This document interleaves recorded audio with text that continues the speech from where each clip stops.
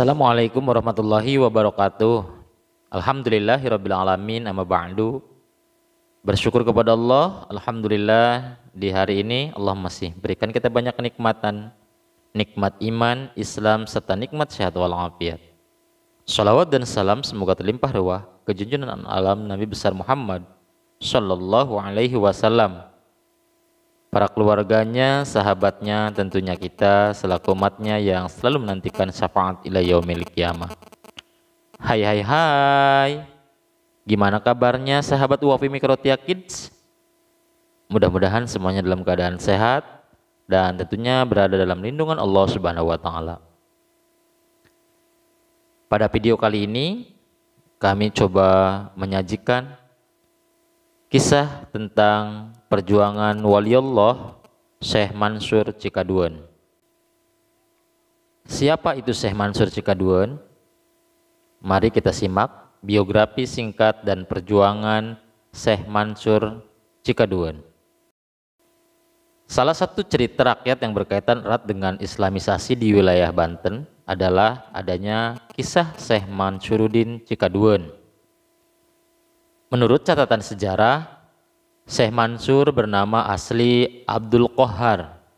Beliau merupakan salah satu waliullah yang menyebarkan Islam di wilayah Banten Selatan.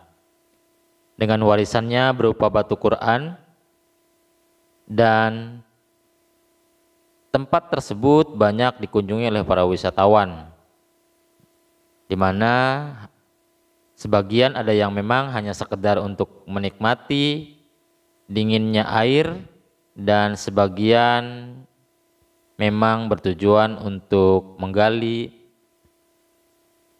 sejarah dari batu Quran tersebut.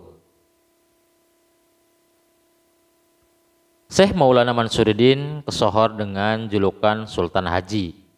Ia adalah anak Sultan Agung Abdul Fattah Tirtayasa, Raja ke-6 dari Banten. Sekitar tahun 1651 Masehi, Sultan Agung Abdul Fattah mewariskan Kesultanan Banten dan pemerintahannya diberikan kepada anaknya, Sultan Maulana Mansuruddin. Beliau Sultan Mansuruddin diangkat sebagai Sultan ke-7 dalam Kesultanan Banten. Sekitar 2 tahun melayani Kesultanan Banten, beliau berkeinginan untuk berangkat ke Baghdad, Irak, dengan tujuan mendirikan kerajaan Banten di negeri Irak. Sehingga Kesultanan Banten untuk sementara diserahkan kepada putranya Pangeran Adipati Ishak atau Sultan Abdul Fadli. Ketika beliau akan pergi ke Baghdad, Irak, Sultan Maulana Mansuruddin diberi nasihat oleh ayahnya, "Jika engkau ingin meninggalkan Banten karena ingin mendirikan negara Banten di Baghdad, engkau tidak boleh menggunakan atribut kerajaan apapun karena engkau akan mendapatkan malu. Jika engkau ingin berangkat ke Baghdad, maka jangan berhenti dimanapun. Engkau harus langsung ke Baghdad, kecuali engkau berhenti dulu di Mekah atau kembali lagi ke Banten dengan segera." Begitulah nasihat Abdul Fattah kepada anaknya Sultan Mansur. Sesampainya di Baghdad, ditemukan bahwa Sultan Maulana Mansuruddin tidak dapat mendirikan kerajaan Banten di Baghdad, sehingga dia bertolak untuk langsung pulang ke Banten saja. Di dalam perjalanan pulang, Sultan Mansuruddin malah lupa akan nasihat ayahnya. Beliau malah berhenti di Pulau Manjeli di wilayah Cina dan menetap kurang dari 2 tahun di sana. Ia menikah dengan Ratu Jin dan memiliki seorang putra. Selama Sultan Maulana Mansuruddin berada di Pulau Manjeli, Cina, Sultan Adipati Ishak anaknya di Banten dibujuk oleh Belanda agar meresmikan diri menjadi Sultan Banten. Tetapi Sultan Agung Abdul Fattah tidak menyetujui akan hal ini karena Sultan Maulana Mansuruddin masih hidup dan harus menunggunya kembali pulang ke tanah Baghdad. Pihak Belanda terus saja tidak suka akan keputusan Abdul Fattah, sehingga mereka membuat kekacauan di dalam Kesultanan Banten. Kekacauan ini juga kabarnya dimulai dengan kedatangan seorang laki-laki yang turun dari perahu di pesisir pantai daerah Banten. Laki-laki tersebut mengaku sebagai Syekh Mansyuruddin. Masyarakat percaya akan hal itu. Pihak keluarga kerajaan pun mempercayainya, sehingga si laki-laki ini kemudian mengatur kerajaan Banten yang ternyata di kemudian hari laki-laki ini bukanlah Syekh Mansur tetapi seorang laki-laki yang masih keturunan dari Raja Jin Pulau Manjeli, Cina. Sementara semua orang melayani sultan palsu itu dan terjadilah kekacauan di tanah Banten. Masyarakat di seluruh Banten menjadi benci kepada sang sultan, termasuk ayahnya sendiri, yakni Abdul Fattah. Untuk menghentikan kekacauan itu, pihak keluarga kesultanan meminta bantuan kepada salah seorang waliullah Banten yang kesohor dengan Pangeran Buang atau Tubagus Buang. Beliau masih keturunan Sultan Maulana Yusuf, Sultan Banten kedua dari Keraton Pekalangan Gede, Banten. Semua orang ikut membantu Sultan Agung Abdul Fattah bersama Pangeran Tubagus Buang dalam pertarungan melawan Sultan Maulana Mansyuruddin palsu. Tapi dalam pertempuran tersebut, Sultan Agung Abdul Fattah dan Pangeran Tubagus Buang kalah dan dibuang ke daerah Tirtayasa.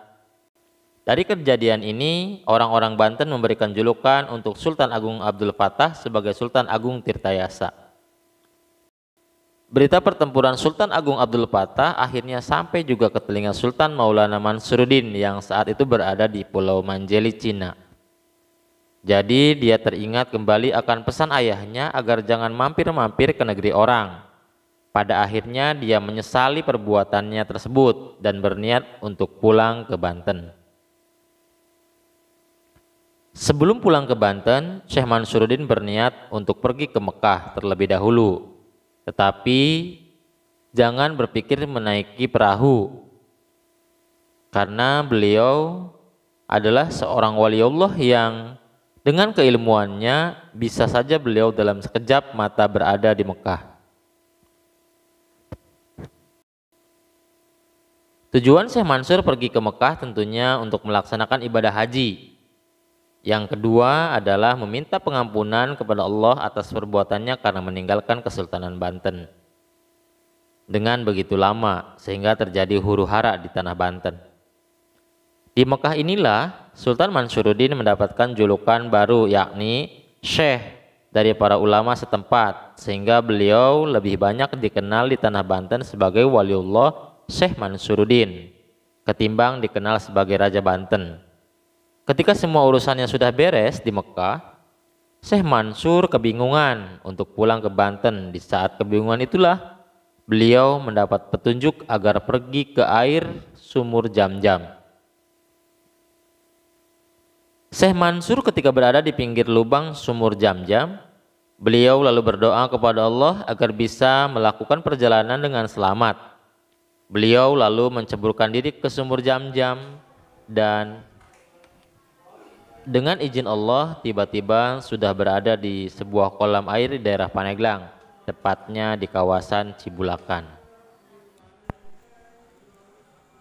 Syekh Mansur akhirnya pulang ke Kesultanan Banten untuk mengatasi situasi Banten yang sedang kacau sekaligus membersihkan namanya dan menyingkirkan sultan palsu.